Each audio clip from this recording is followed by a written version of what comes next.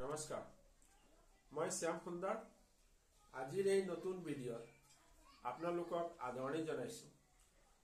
এটা ভাষাক জীয়াই ৰখাৰ দায়িত্ব শিক্ষক তথা ছাত্ৰ ছাত্ৰীসকলৰ কান্ধৰ ওপৰত যদি অসমীয়া মাধ্যমৰ শিক্ষানুষ্ঠানসমূহত শিক্ষক আৰু ছাত্ৰ ছাত্ৰীয়েই নাথাকে অৰ্থাৎ অসমীয়া মাধ্যমৰ বিদ্যালয়বোৰেই নাথাকে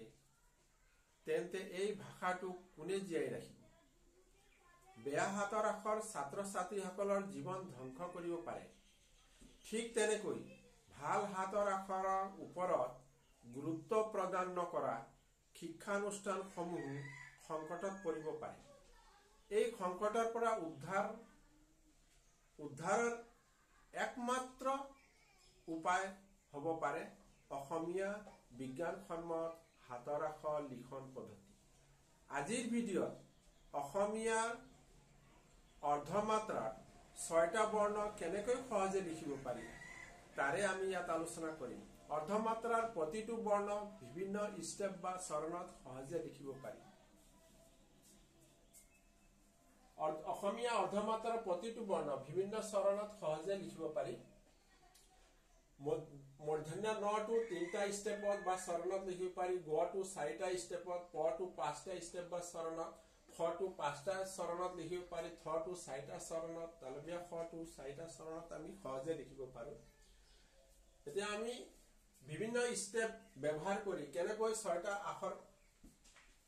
সহজে লিখিব পাৰি মই দেখাব বিচাৰিছো দন্ত্য নটো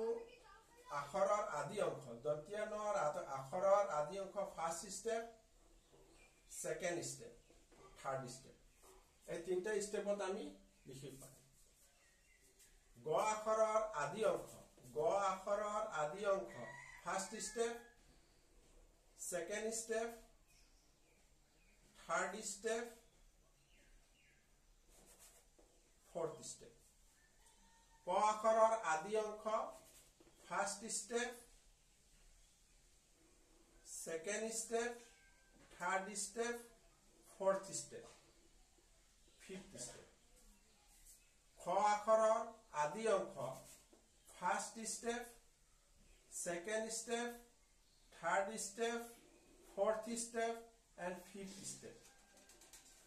ঠ আখৰৰ আদি অংশ first step, second step, third step, fourth step তালবীয়া খৰ আখৰৰ আদি অংশ first step second step third step fourth step fifth step এই বিভিন্ন স্টেপত আমি অতি সহজে লিখিব পাৰো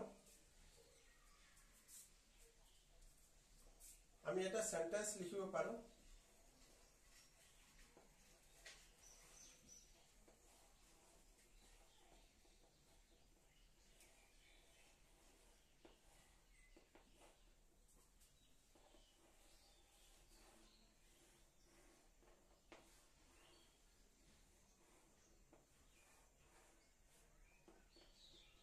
গণেশ থাপা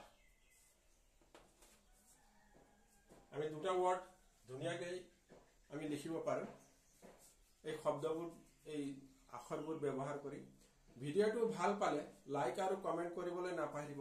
অসমীয়া আৰু ইংৰাজী দুইটা ভাষাৰ হাতৰ আখৰ ভাল কৰি বিচাৰে তেন্তে সাইন্টিফিক হ্যান্ডৰাইটিং ইউটিউব চেনেলটো সাবস্ক্ৰাইব